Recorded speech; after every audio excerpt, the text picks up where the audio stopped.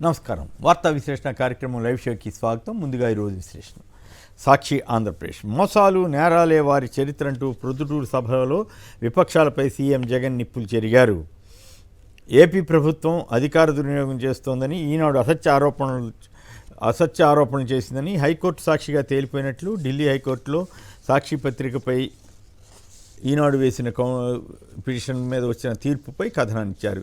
Pantry కారుపై బేకార్ రాతలేలా రామోజీ అంటూ మరో వార్తనిచ్చారు. వలస నేతలే దిక్కు, అభ్యర్థులు లేక చంద్రబాబు అవస్థలు అంటూ ఇంకో స్టోరీ ఇచ్చారు. సాక్షి తెలంగాణ వసతుల కల్పనతో సత్వర న్యాయం అనే వార్తను సాక్షి తెలంగాణ ఎడిషన్లో చీఫ్ జస్టిస్ ఆఫ్ ఇండియా చేసిన ప్రసంగాన్ని కథనంగా ఇచ్చారు. మరో నలుగురు లోక్సభ అభ్యర్థుల్ని కాంగ్రెస్ అధిష్టానం ప్రకటించింది. ట్యాపింగ్ పేరుతో డైవర్ట్ చేస్తున్నారని కేటీఆర్ ఆరోపించారు. రాష్ట్రంలో తెలంగాణలో సమస్యల్ని పక్కదారి పట్టించడానికే ట్యాపింగ్ని తీసుకొచ్చారని ఆయన అన్నారు. గత ప్రభుత్వ హయాంలో సీఎంఆర్ఎఫ్ చెక్కుల గోల్మాల్ అంటూ మరో వార్తనిచ్చారు. ఈనాడు ఆంధ్రప్రదేశ్ యథాప్రకారం ప్రభుత్వ వ్యతిరేక వార్తలతోటి తన పత్రికను నింపేసింది. అదే టైంలో చంద్రబాబు గారికి సంబంధించిన ఫోటోలు, వార్తలను మాత్రం జాగ్రత్తగా చేసుకున్నారు. స్క్రీనింగ్ లేకుండానే 2,000 కోట్ల చెల్లింపులు అధికార పార్టీ అనుయాయులకే బిల్స్ అంటూ ఈనాడు ఏషన్లో ఓ పులిహార కథనాన్ని ఇచ్చారు. ఇక బీజేపీ 10 స్థానాలకు అభ్యర్థులను ఖరారు చేసింది. ఈనాడు తెలంగాణ ఒప్పల్లో సిక్సర్ల గుప్పెనంటూ తెలంగాణలో బ్యానర్ కథనంగా ఇచ్చారు.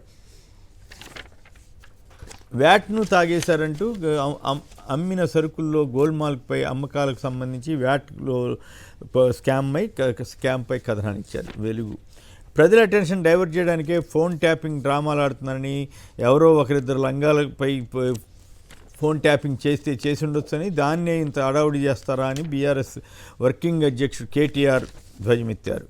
కేటీసీఆర్ డైరెక్షన్లోనే ట్యాపింగ్ జరిగిందని, ఆయనతో పాటు కేటీఆర్ జైలుకి వెళ్లాల్సిందేనని కాంగ్రెస్ ఎమ్మెల్యే ఎన్ఎం శ్రీనివాసరెడ్డి అన్నారు. హైదరాబాద్ సెగ్మెంట్లో మజిలీస్కి చెక్ పెట్టేందుకు అన్ని పార్టీలు వ్యూహాలు తయారు చేస్తున్నాయి. నమస్తే తెలంగాణ ఒడుపు లేక వనుడిపై నెపం, నీటి యాజమాన్యంలో తెలంగాణ సర్కారు విఫలమంటూ నమస్తే తెలంగాణ పత్రిక బ్యానర్ కథనాన్నిచ్చింది. కేరళ ముఖ్యమంత్రి విజయన్ కుమార్తెపై కూడా ఈడీ కేసు. ఆశ్చర్యంగా కేవలం 2 కోట్లలోపు కూడా లేని ట్రాన్సాక్షన్స్పై మనీ లాండరింగ్ జరిగిందంటూ ఒక ముఖ్యమంత్రి కుమార్తెపై ఈడీ కేసు నమోదు చేయడం విశేషం. ఎన్నికల వేళ విపక్ష నేతలపై దాడులంటూ ఈ పత్రిక విశ్లేషించింది. ఇప్పటికైనా సిద్ధమా? మల్కాజిగిరిలో పోటీపై రేవంత్కు కేటీఆర్ సవాల్. ఆంధ్రప్రభ 10 లక్షల ఫోన్ల ట్యాపింగ్ అబద్ధం, ఒకరిద్దరివే జరిగి ఉండొచ్చని ఆంధ్రప్రభ కేటీఆర్ చేసిన వ్యాఖ్యను ప్రముఖంగా ఇచ్చారు. పేలిన తోట ఛత్తీస్గఢ్ ఎన్కౌంటర్ వార్తనిచ్చారు. అలాగే హైదరాబాద్ విజయగర్జన అంటూ ఇంకో వార్తనిచ్చారు.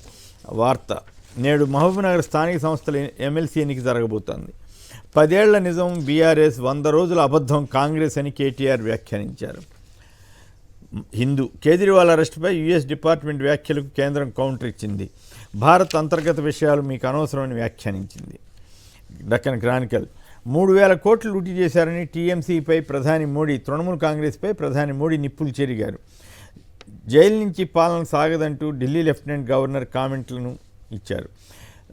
కేజ్రీవాల్ ఢిల్లీలో ఉండి పదవికి రాజీనామా చేయని నేపథ్యంలో ఆ వ్యాఖ్య చేశారు. టైమ్స్ ఆఫ్ ఇండియా ఆరోసారి ఎన్నికల బరిలో ఒడిషా సీఎం నవీన్ పట్నాయక్. కేజ్రీవాల్ నిజాలను బయట పెడతారంటూ ఆయన భార్య చేసిన ప్రకటనను ఓ కథనంగా ఇచ్చారు. ఇండియన్ ఎక్స్ప్రెస్ లిక్కర్ పాలసీ కేసులో ఢిల్లీ సీఎం కేజ్రీవాల్కి ఎదురు దెబ్బతిరింది. మధ్యంతర బెయిల్ ఇచ్చేందుకు హైకోర్టు నిరాకరించింది. నటి కంగనా రనౌత్ బెంగాల్ సీఎం మమతా బెనర్జీపై చేసిన వ్యాఖ్యల మీద కాంగ్రెస్ పార్టీ నేత సుప్రియ, బీజేపీ నేత దిలీప్ ఘోష్కు ఎలక్షన్ కమిషన్ షోకాజ్ నోటీసులు జారీ చేసింది. ఇవి ప్రధానంగా పత్రికలో వచ్చిన వార్తా విశేషాలు. వాటికి సంబంధించి